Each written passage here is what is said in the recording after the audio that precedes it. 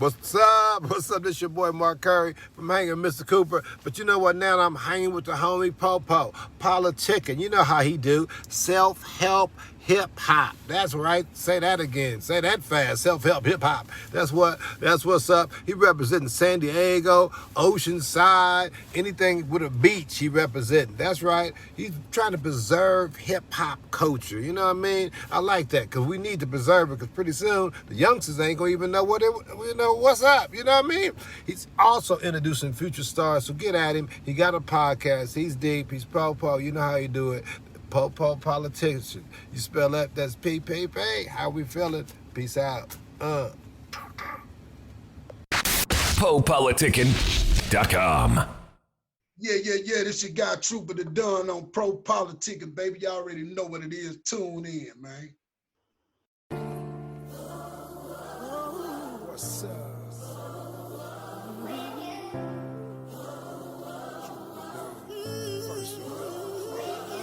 Hey, we go to church on this one, Carl. What's up?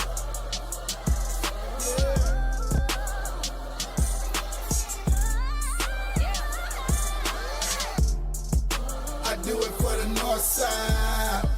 I do it for the south side, east side and the west side. Cause everybody know all sides is the best side. Imagine the world seeing the world as I see it. The black woman and man could easily achieve freedom. It's that simple. You see it in your vision, then you go and get it. Just don't forget to leave your name on it for your children. I ain't the one that's confusing without understanding. Hey, I'm just darking and using from another planet. Yeah. So maybe they don't understand us. It's too late for that. No, watch us tear it up. We built this entire nation. You mad, bruh?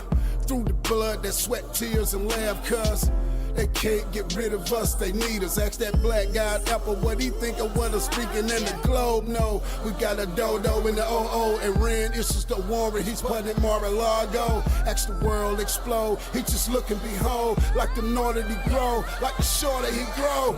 You should know that the seed dies then gives life. Murder the evil inside of you and you see the light. A seed dies, then gives life. Murder the evil inside of you when you see the light. I do it for the north side. I do it for the south side, east side and the west side. Cause everybody know all sides is the best side. I do it for the north side.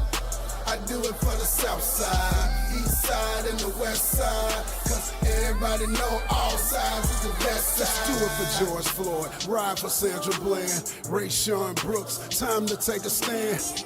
You say Jesus was the Prince of Peace, a lie. Told his disciples to sell their possessions and grip that iron.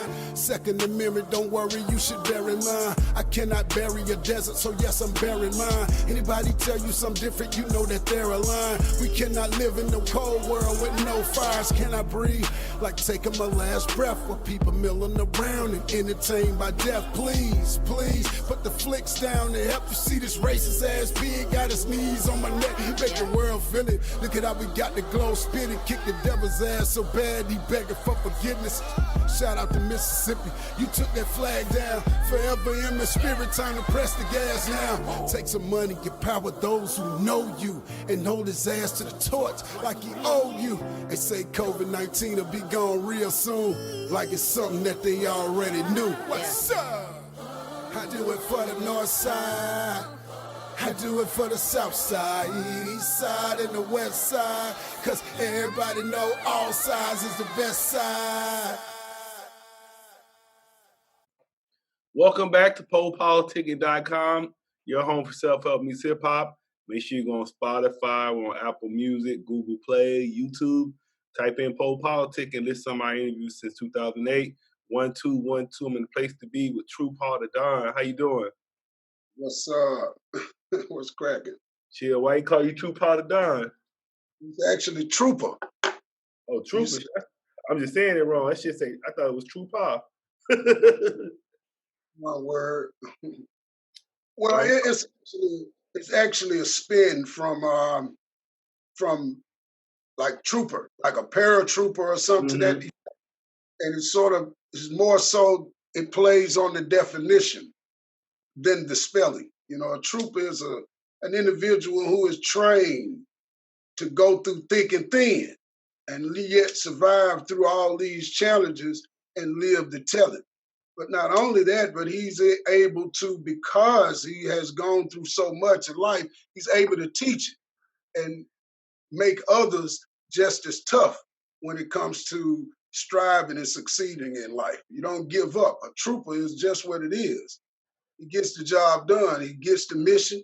He addresses the mission and he accomplishes the mission. So how did you learn to be a trooper? That's what it is. Life will teach you how to be a trooper. You don't have to go to any specified course and study regimented books. Life will teach you how to be a trooper. Because, you know, life will kick your ass if you ain't watching it carefully. You know what I'm saying? It's just life. Things that go on in your life, man, and things that you experience makes you a trooper. You know what I'm saying? When you look at trooper, not like state trooper now, you want to look at that in terms of a trooper, like in the service, in the armed forces. Yeah, soldier. Yeah. Right. That's what a trooper is, a soldier. So where your hometown? My hometown is Chicago, Illinois. But I was raised in Mississippi, specifically in the Golden Triangle area between West Point and Columbus, Mississippi. So how was it growing up out there? A big transition, actually, man, from Chicago, huh? enormous transition, because I think one of the, and I call Mississippi my home. Oh, undoubtedly. You know, I'm Chi-Town bred, Mississippi fed. You know, they say where you eat at is where you rest at. I ate from Mississippi, so I consider Mississippi my home, and I represent Mississippi. But I think that as far as growing up there, your roots is always there in you. You no matter where we go in life, we never leave that. The roots never come out of you. But sometimes we leave the roots. Mm-hmm. And they're always there for us to return back to, so that we can reflect upon our past to proceed to build an excellent future for ourselves. So Mississippi was one of those places that I think it was within my destiny to grow up in, because it took me going through the things that I went through in Mississippi to be the man that I am today and be able to survive in these other various states that I've, you know, recently visited and that I've visited in the past. I think Mississippi is by design because of the things that exist there. We're talking about the racism. We're talking about the poverty. We're talking about the low educational system. We're talking about the unemployment system. We're talking about every single facet of Mississippi. If you use it in the right way, it can actually become a tool that you can use to cut out a path for yourself, because it's hard living. You know what I'm saying? And life is not easy. So it is important to approach life from a direct perspective in order to bring things to a fruition that you want to be successful in life. You see. So how did you get involved with music? It's in my blood. You know, I come from a family that's pretty much like the Winers. You know how the Winers is, BB and CC. The entire family is musically inclined. My mother was an R&B singer, and she was with a group years ago called the Satin Dolls, based out of Chicago, Illinois. And so they was always into music and doing various shows in the inner city and in the outside of the city and around the city. So, and my grandmother, she was a singer. You know, she was a blues singer. My grandfather was a blues player, songwriter, and an instrumentalist. So everybody was musically inclined. So that have a tendency to pass that blood wave all the way down to the very last child. You know, so it kind of became a thing of mine that I fell in love with. Music was my first baby. Music was my first girlfriend. You understand what I'm saying? But it was always in me. I just had to get around the right elements for it to be discovered, for me to bring it out and make it manifest. So what made you bring? What was that? What happened? Well, I mean, you know, it's just you grow up around it. Mm-hmm. You wake up on a Saturday morning to drums being played, guitars being played in your living room, and you're nothing but 3, 4, 5 years old. And so you're always around it continuously. So quite naturally, you kind of adapt to your environment. Then you find that the child begins to try to mimic the ways of the teachers. And that which you grow up around, if it shepherdized the way you think, it in a lot of ways parents you. You understand what I'm saying? So music became a parent to me. It began to control the way I thought. The rhythm, the melody, the activity, the singing, the spirit, the vibe of being around it continuously every day of my life kind of shepherdized the way I thought. So it began to parent me, to parent my thoughts. That's when I begin to pick up a pen and try to doodle some stuff down and make little melodies myself. And before you know it, by the time I was 9, I was rapping a full song. You know what I'm saying? I was rapping a full song. I mean, I didn't understand the business of it. It's just that it was a toy to me. At such an age, music was a toy to me. Just like you see a kid play with a basketball or a skateboard. It became a toy to me. Not even knowing that this toy it could be a danger to you, it could be a help to you, it could be a blessing to you, or it could be a hindrance to you. You understand what I'm saying? So this was this toy that I was playing with. And all I ever did was play with that toy that I call music. And I'm still playing with it today. So what would you say your story is as an artist? Well, as an artist, my story is one of poverty. It's one of strife, is one of pain, but it's not always linked to that because it's also one of laughter. It's also one of triumph. And I don't say succeed in those terms. I use the term triumph because I felt that at the time, everything seemed like it was against what I was trying to put down. And one of my mottos that I've always lived by, and I still do to this day, is never be a part of the noise. Make your own noise. You know what I mean? And let everybody else dance to your tune.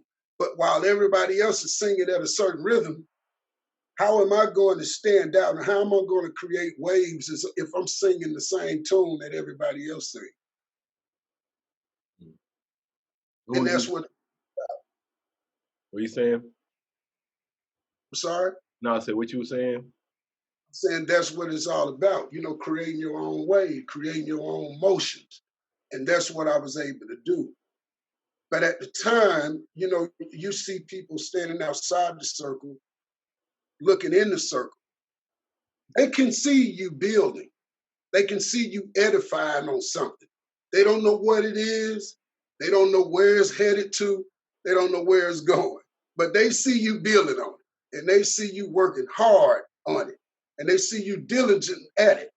And at some point in time, they're going to also see shape begin to form. They're going to sit and watch. As they sit and watch, they're going to ridicule you and everything. They're going to throw darts at you. They're going to create rumors on you. They're going to do all these things. And all these things are designed to make you stop doing what you are doing so that you may become just a regular person like they feel they might be.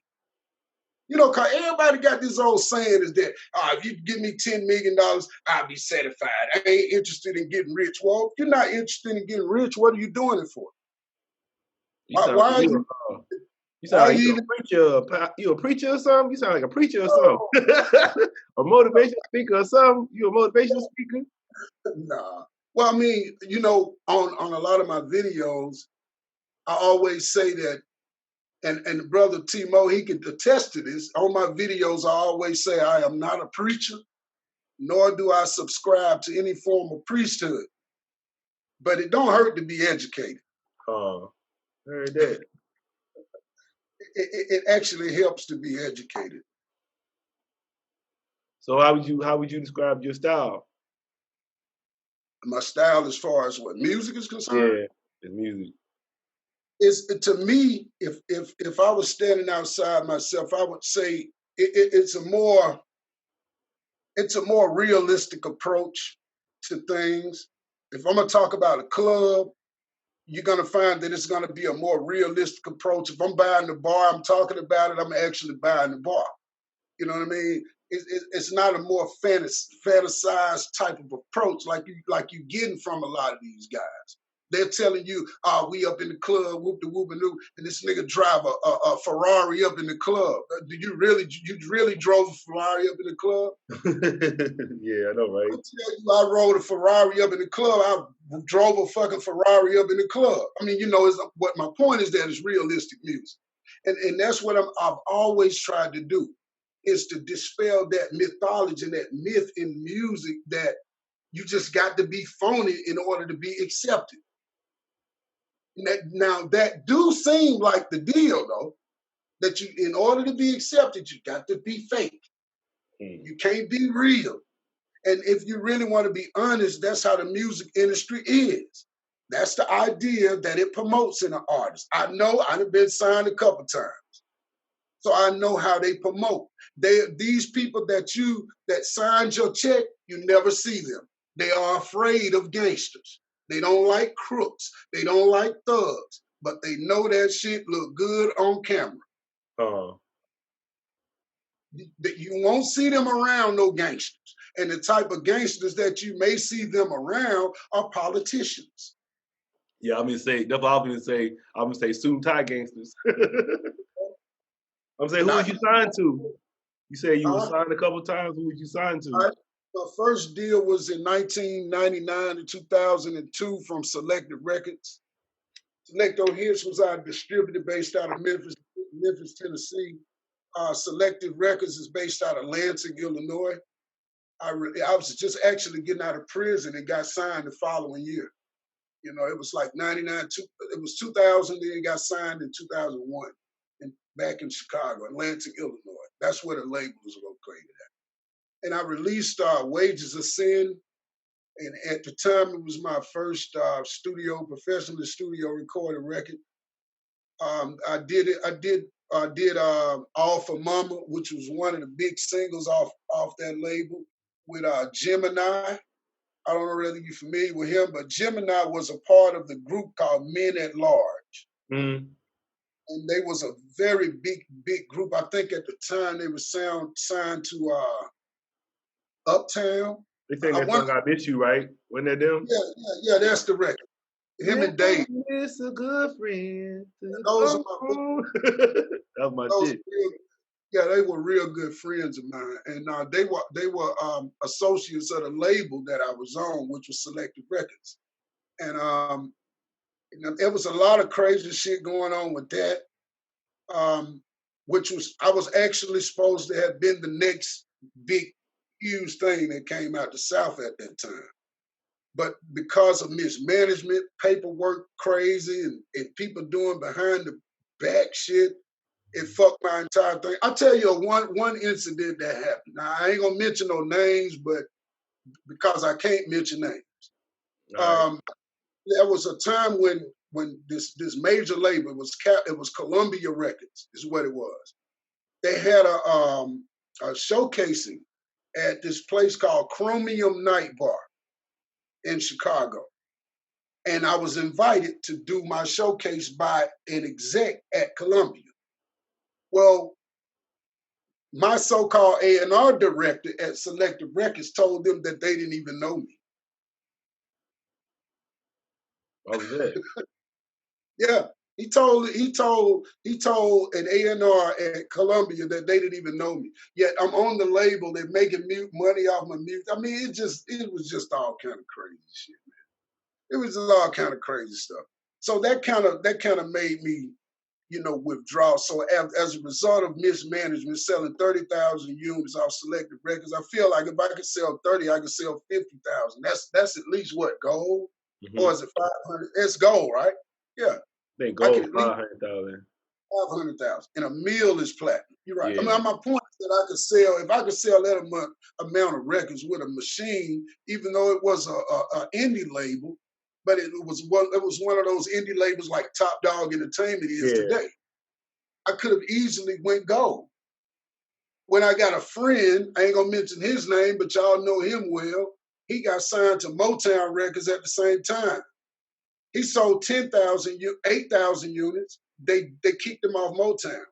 I warned him about that deal before he ever went, trying to tell him that Motown does not specialize in hip hop music. You're going to be on the shelf, on the bench, or either you're going to be used as some kind of stringer, somebody that comes in and feature on a Motown act of R&B and this that. They're going to use you as a fill-in guy. Right. You're gonna beg and you're gonna borrow. You're gonna act. You're gonna be begging like hell, knocking on the door to get your album budget. They're never gonna give it to you because you ain't gonna you're not gonna be there for that purpose. He went on there somehow. He convinced them to give him a budget. He got the budget. He did the record, did the video, turned everything in. Numbers, put it out. Numbers came back 8,000 units. They kicked him off of that motherfucker as fast as they signed him. He would. He could have did that on his own. They could have did it on his own. But I sold more records than him. He was on a major label, and I was on an independent label. That's why I keep telling everybody. And they keep saying, they see everything's going on. Like, Truepa made it. Truepa made it. Do you know what making it mean? People are using that term loosely without taking careful considerations as to what that term made it actually really means. Made it is when you're happy about whatever amount of money you have, your cars, your houses, everything is taken care of, your family's healthy, your wife is happy, your kids are healthy, everything is taken care of. You ain't got any worries, and you study generating value. That's made it, nigga. You know, when you ain't asking nobody for nothing, because I'm pro-independent, I own Selective Record, this is my gear, inbox me for payment and shipping option, that was commercial. But Yeah, get like yours. Yeah, it's cool. It's that first familiar record shit. It's all original, all genuine, and it stands out. It's a brand. And this is what I'll be trying to teach homies that see you building, the ones that see you nailing outside your house on wood, and they laughing at you. They think it's a game. But then all of a sudden they see shit forming. And then they still laughing because they ain't seen the final results of the product. But they don't understand the process of building. Never laugh when you see a man working his craft because you might look like a damn fool after he's done. So you let them throw darts, let them do all this. The best way to shut a hate up is ball out of control, right in his face. So never worry about haters. Just keep building, keep edifying, keep growing, and keep developing. And everything that you dream of, man, it's going to come true. There's nothing that we desire that's not face of this planet. Name me one thing that we get from, say, heaven. Go ahead, I'll wait. Name one thing we get from heaven, a tangible thing, not a spiritual. I'm talking about a tangible thing. No, I just think that's like a mindset anyway. Heaven and hell is a mindset. Yeah, it's just states. That's why it's called states. Yeah. You know, so here we are in a situation where we are at war. I tell you what, I made a statement some time ago. I said, we are at war. And that war is a war not with the bullets, not with the guns. It's a war of information. And who gets the prestige of controlling that information? And one of the mix-ups for Black people, and has been so for many years, is that we have never been able to control the truth. We've never been able to control the truth. Our truth anyway. Our truth has been told by those who tell lies. Our truth has been fashioned by those who have created a fictitious narration of what life is supposed to be from a whitewashed type of perspective. That's our reality. But that is not our story. That's his story of us. So what would you say the truth is? The truth is that we are God-like people. In essence, we are. We are direct descendants from the breath of God. I'm going to say that again. We, the Asiatic black man. We are direct descendants from the breath of God. Mm. No other race can boast that. No other race can claim that. We can talk about Adam, but we don't want to talk about the pigmentation of Adam. But Adam was the one that received that direct breath of God right into his nostrils. Mm. And this same element of life passed on to his seeds, which were placed between his loins. So we all have elements of godliness in us. That's why we are lords of the earth. Anything else is beneath us by nature. And until we learn that, and until we master that, and learn how to edify that, we're going to always be running around acting and thinking that we uncles and aunties and ain't your mamas and niggas and jigaboos. Mm. Look how we behave. The worst thing to call the black man is a nigga. But what's worse than that is when he act like what they call it. Wow. So what you think about all the stuff going on right now, the protests and everything? It's supposed to happen, bro. It has to happen. In order for what God has to make manifest, it has to happen. History is best qualified to reward all research. And if we fail to learn the lessons of the past, we're doomed to repeat it in the future or in these days and time. So if we want to understand what has transpired here in these recent sad years under this Trump administration, all we got to do is rewind the hands of times and study the pages of history of those who are similarly situated and experience the same or like similar situations that we are experiencing. You see how they got their problem solved? They didn't get their problem solved with crying. They didn't get their problem solved with marching. They didn't get their problem solved with sobbing and begging and moaning. No, they got their problem solved by revolutionizing this whole landscape. Now, people may take this and say, well, you might be one of the type of persons that's in agreement with the looting and the riot. I will say this, that whenever we take the human constitution, whenever we take that humanitarian element out of the picture, we lift the value of materialism over the humanitarian aspect of man's existence. And once we do that, we easily think that that building has more value than a George Floyd. Or that building or that store or that TV has more value than a Sandra Bland. How can that be so when the magnitude of their death has reached the value of more than what that store can ever be worth? How can that be so about George Floyd when his untimely demise has valualized at a magnanimous position in life way more than any store that anybody can loot? So how are they the same? No, here's the thing. If you want justice from a humanitarian perspective, if you want peace from a humanitarian perspective, then the only way that you're going to get it is through revolution. You don't have peace unless it is stoked by war in some form or some fashion. Somebody has to lose. Somebody has to make a sacrifice in order for us to have the bigger game. So I understand. I can't speak for those who have the mentality to say, well, this is the right time. Let's go get us a TV. I can't speak for them. I don't know their mentality. I don't know why they're doing what they're doing. But I see the picture. The picture says that here is a bunch of men, black, white too, that are fed up with what's going on. And this has provided a valve for them to open up and let off all this frustration.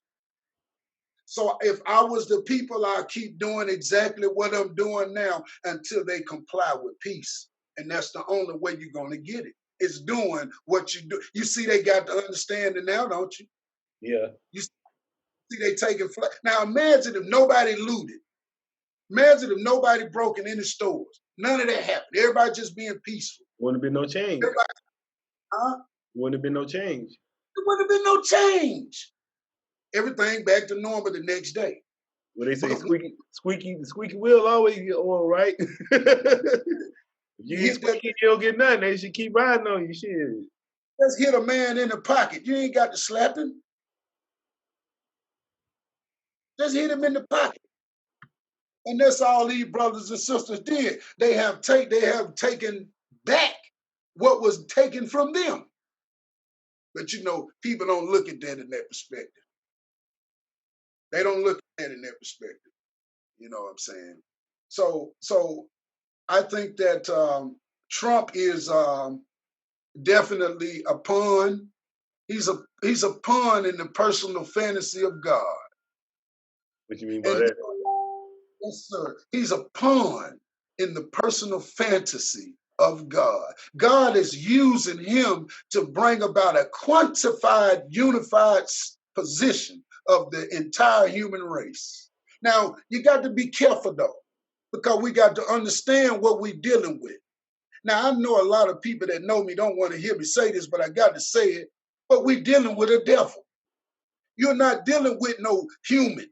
You're dealing with a devil that's disguised as a human being. Jesus called them wolves in sheep clothing who only want to make you a meal.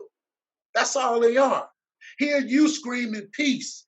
You the one talking about love. We screaming we want to be together. We want to grow together. We want humanitarian peace all over the world. See, those are beautiful things. Those are actually God-like things. Well, if they so God-like, why are they coming against you? Why are they screaming the opposite of what you scream? Why are they decided to all of a sudden take the devil's after you? The truth is that there's always been devils. Now, yeah, I guess with me, and then like another thing with me is like if you study history, like you can go look at all the black leaders from the '60s, and they was doing that shit back then. So it's like I don't think we can't keep doing the same thing and it's not changing. We gotta do something different. I know that. The only thing that like if you're in a forest, right, and you're in a jungle, man, you ain't got no damn way of communicating with nobody, but you got fire though.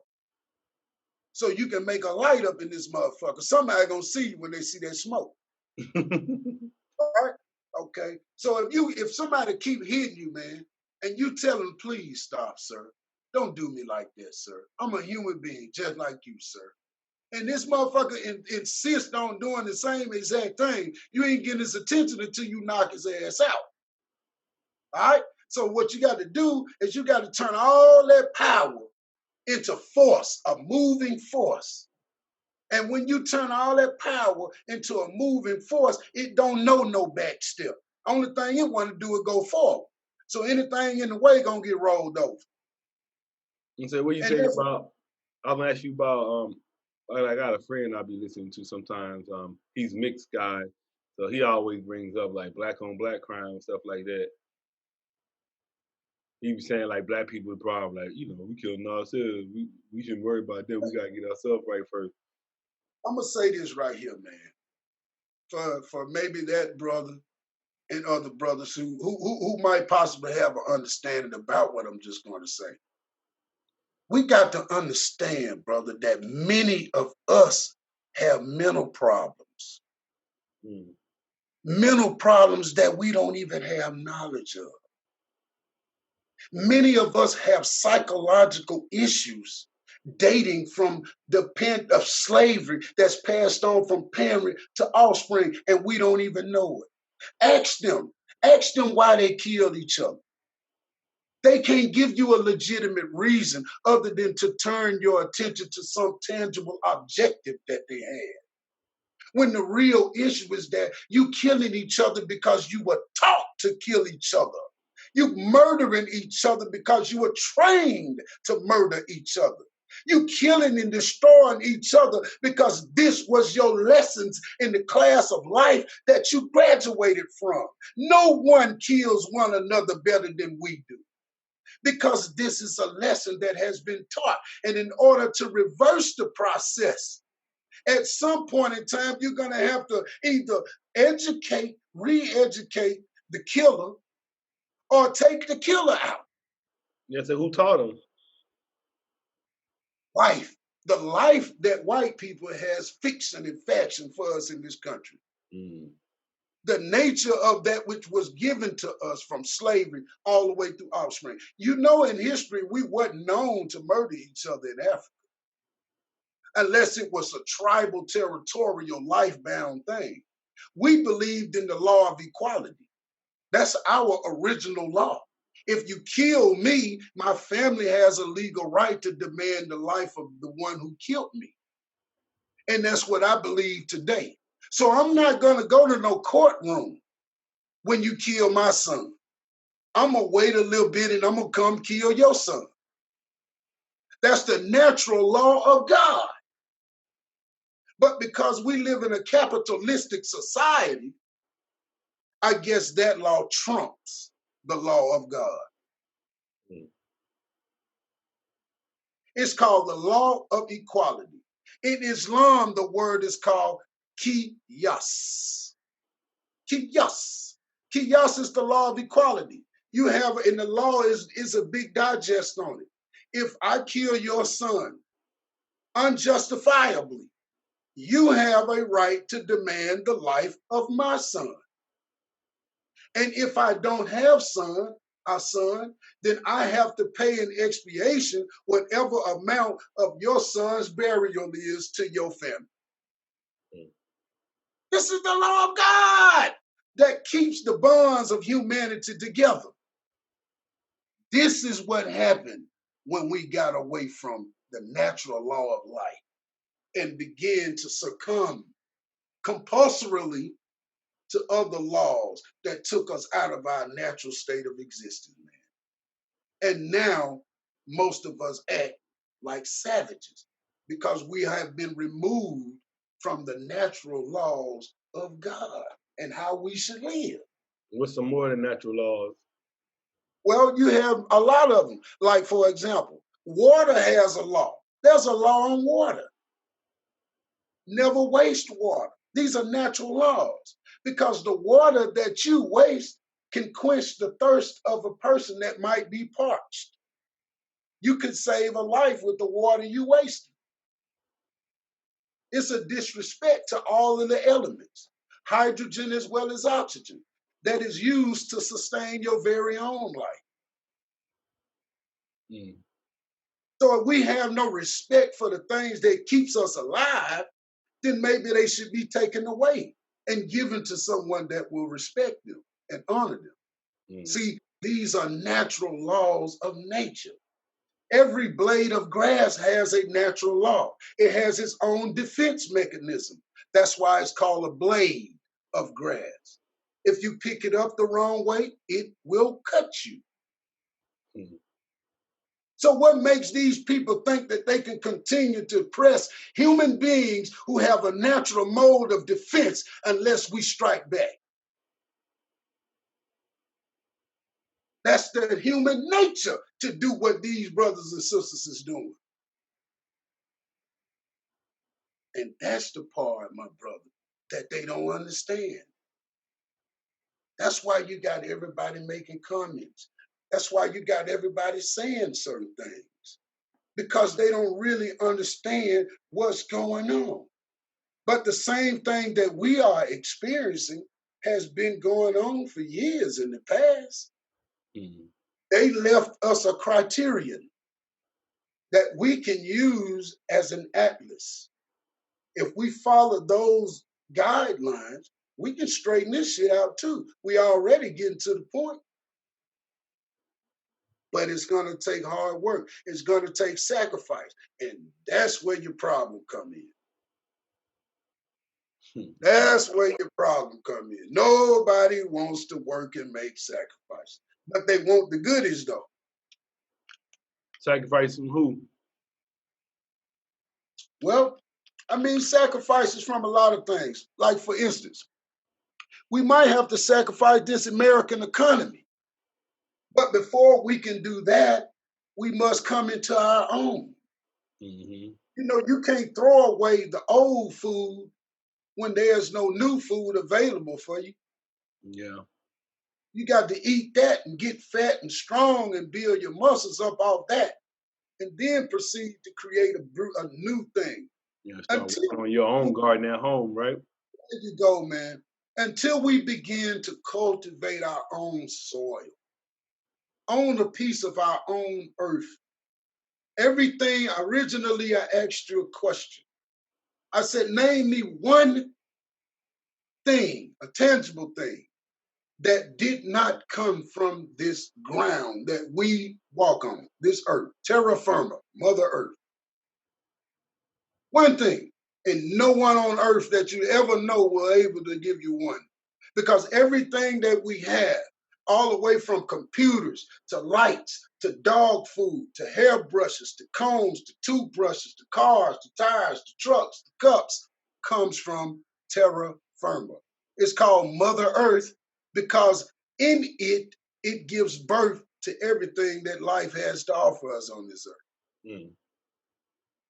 When it rains, the earth swells. It's impregnating the earth so that the earth may produce more for our sustenance.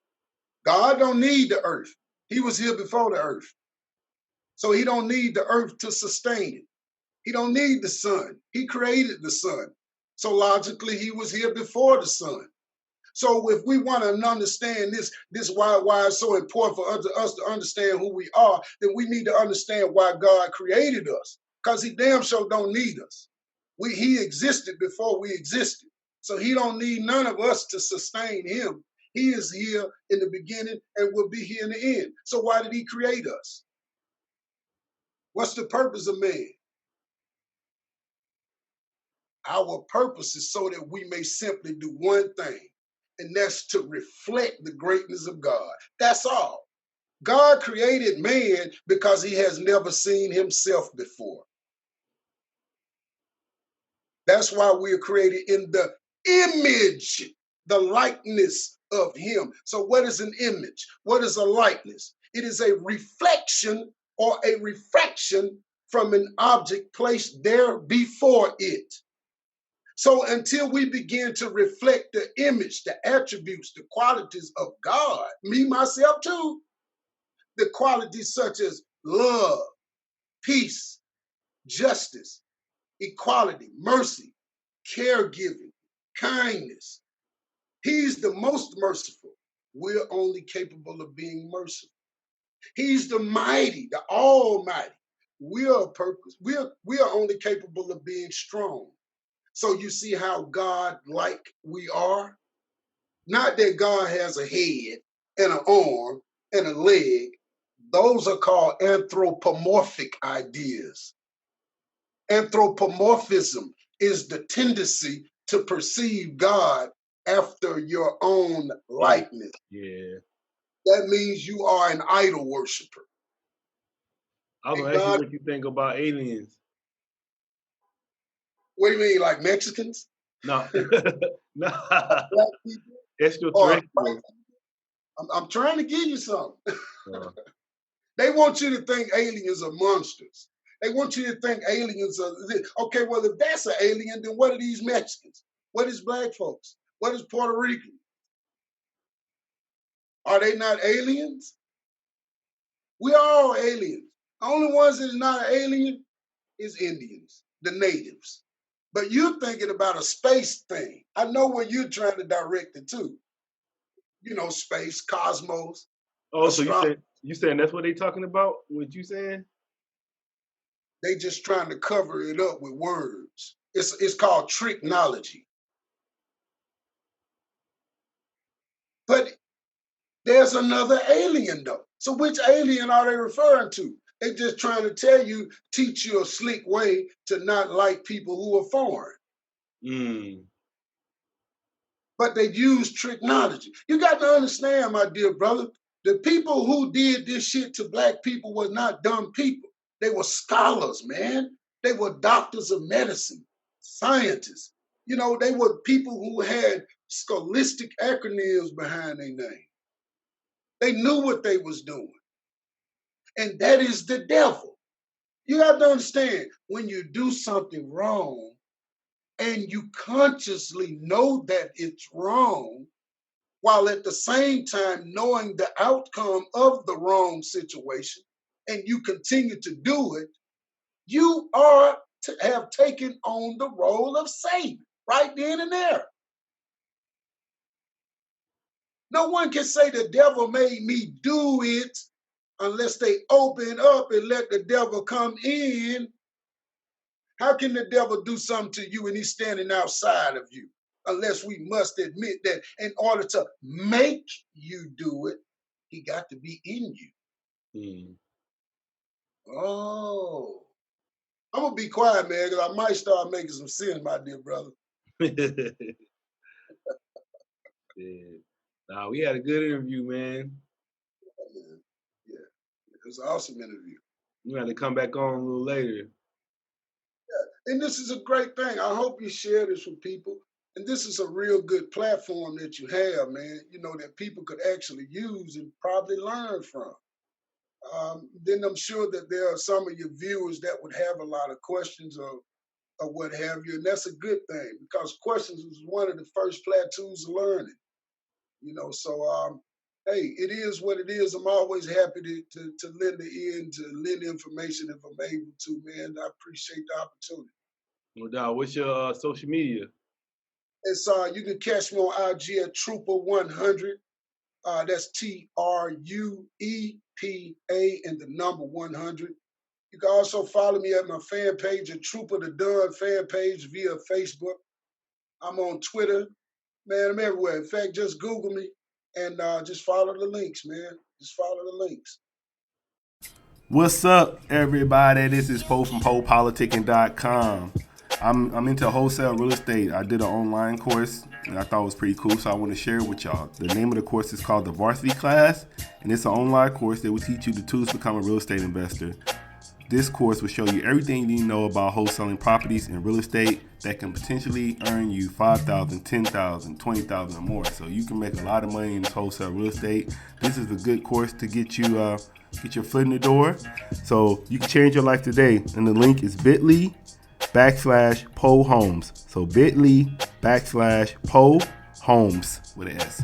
So thank you. Check it out. I'll holla. Thanks for listening to PoPolitickin. Like I said, this is self-help meets hip-hop. Try to interview the artists or whoever I'm interviewing. Just try to get a little bit more than just the music or just entertainment. Try to get some stuff that you can use in your life that they're saying. And this is, like they say, I got it out the mud. So 2008 we started it and been doing it this whole time. So I appreciate all the listeners we have, all my loyal listeners that stay down and listen to every episode. And so if you want to be a guest, make sure you got some fire. I want some heat. But you can contact me at PoPolitickin@gmail.com. Yeah, if you want to be a guest, hit me up. And also make sure you check out the store. We sell merch, rappertshirts.com. Rappertshirts.com. So I got the PoPolitickin merch on there. Got rapper t-shirts, got men's fashion, women's fashion. Got cool stuff on there. Anybody, you want to make donations, you just like what you hear, it's cool, I want to support this, keep going, because, it takes money to build this and keep growing it. It's Cash App, $PoPolitickin. That's PoPolitickin. I appreciate that, or PayPal, Venmo. It's always PoPolitickin. And we're also looking for sponsors. So if you have a book, you have an album you're about to come out with, you're a record label, your magazine, anybody that has something they're trying to promote, let me know. You can email me at PoPolitickin@gmail.com and we can work something out, work out a deal. But yeah, I'm looking for sponsors, so hit me up. And I appreciate all the support. And I'll see you next episode. Holla. PoPolitickin.com.